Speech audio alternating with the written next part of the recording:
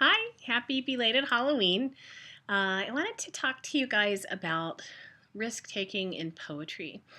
It's something I think our textbook has been inching toward and stating outright from time to time, but poems should ideally have something at stake. They should take a risk. They should, above everything else, every other consideration, a poem needs to be unpredictable. If you're saying something that anybody could easily imagine, something that has been said 100 times before, that's probably not a good poem. It's arguably not a poem at all. It's at least probably not a successful one. Poems, almost the very definition of a poem is to um, say something in a brand new way, since Ezra Pound, the modernist, came out with his rallying cry for modern poetry, which was make it new. He said, if you're going to write something, you have to make it new. And I really think that's spot on. Poems should be um, expressing something in a way that feels urgent, absolutely essential, and brand new. Okay, so here's the hard part of this conversation. I shouldn't probably shake the stand that this is on. Okay, sorry about that. I'm not a film star. The hard part of this conversation is that I don't see risks being taken in the poetry that I see. Um, Sometimes they're saying something that seems heartfelt, and that's really good. Um, Sometimes the poem can just be fulfilling the assignment, which is also really good because it's certainly better than not fulfilling the assignment. And I know you haven't written a poem before, perhaps some of you have no idea where to start, what to write. So fulfilling the assignment is a very good thing. But we're halfway through the semester, and it's time to start thinking about doing a little bit more with your poetry, saying something um, innovative about the human condition, saying something revealing about your own heart. I think one thing that's keeping us back from doing that is our dependence on rhyme. I'm seeing a lot of rhyme in the room, the virtual classroom, and I would like to not see any of it from now on. Not because I don't like rhyme. I like rhyme. I occasionally rhyme myself. Second to last poem I wrote was a triolet that rhymed. I like rhyme. I use rhyme. Rhyme has its place. But right now, rhyme is standing in the way of your innovation. Um, I'll just put that out there that if we see a word like love, we can almost anticipate that the poem will talk about heaven above, or on the wings of a dove, or giving someone a good shove. But not necessarily, there won't be a lot of innovation in thought. Giving somebody a shove that's different for a love poem, but the word is no surprise when we hear love.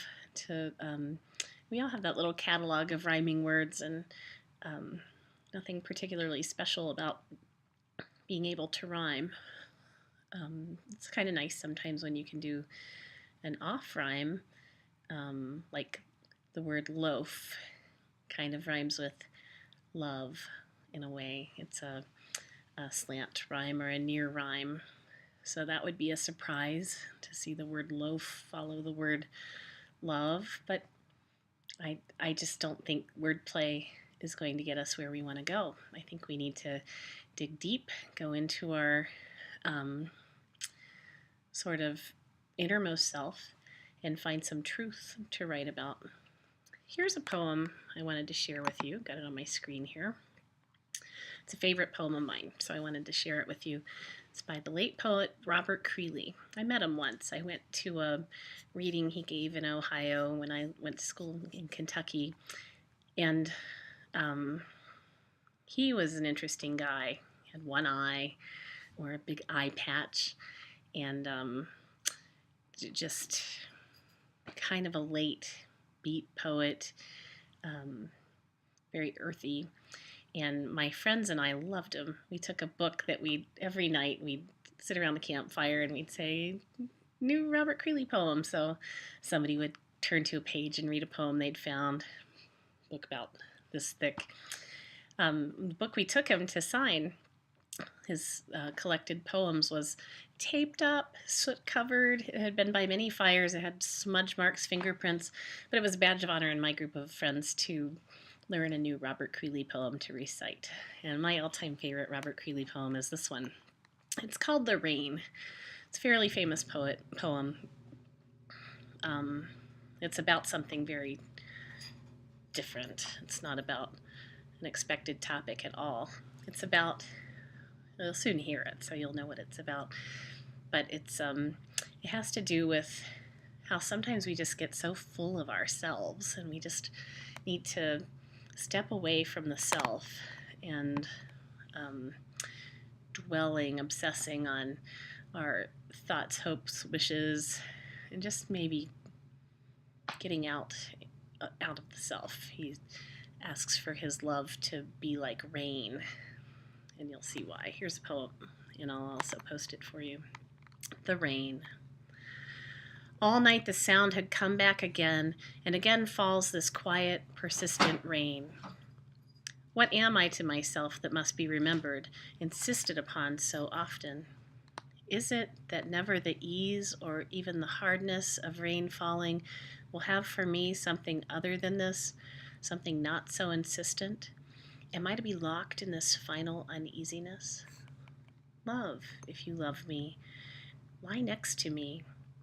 Be for me like rain, the getting out of the tiredness, the fatuousness, the semi-lust of intentional indifference. Be wet with a decent happiness. So, okay, that last line sounds kind of dirty, but he means like stand out in the rain and just feel the pure joy of the world on your head. Don't be caught up. He talks about the tiredness, the fatuousness, the semi-lust of intentional indifference, the way we act like we don't care when we do. He means we should be authentic and real. That's a really different thing to write about, and that's what makes it one of my favorite poems, because I deal with that. For some reason, my cat keeps knocking things over while I'm trying to read a poem to you. Okay, so your challenge then is, how do you reach true innovation? I've taken away one of your tools. Those of you who wrote a poem already this week, don't worry about it. But future poems, no rhyme. I don't want you to rhyme anymore. Just because we've done that. It's time to do a little something else.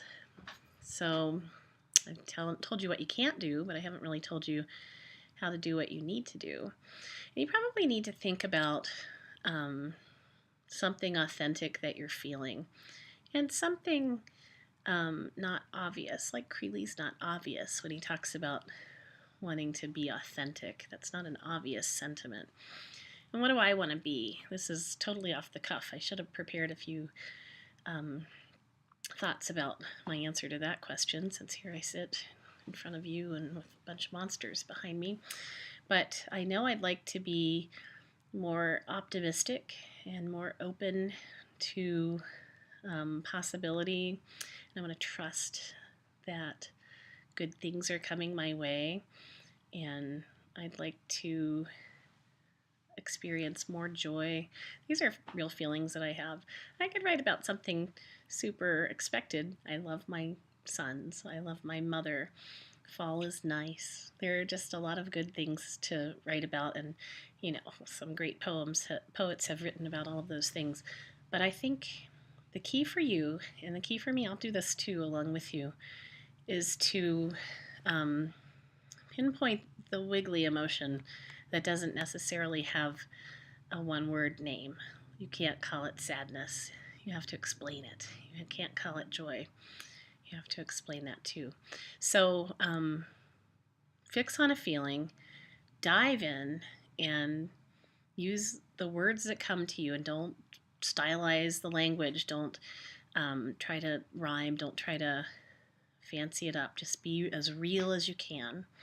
Get it on the page. Something that's in you needs to come out, and I'd like to hear it. And if it turns out that it's so personal that you don't want to share it with the class, you can send it to me instead. But let's try to get real with one another and with ourselves and with the page. I'm trying to think if there's anything else I should tell you. No, if I think of some more tips, I'll post them with this video, but I think that's enough for right now. Okay, have a good week. Bye.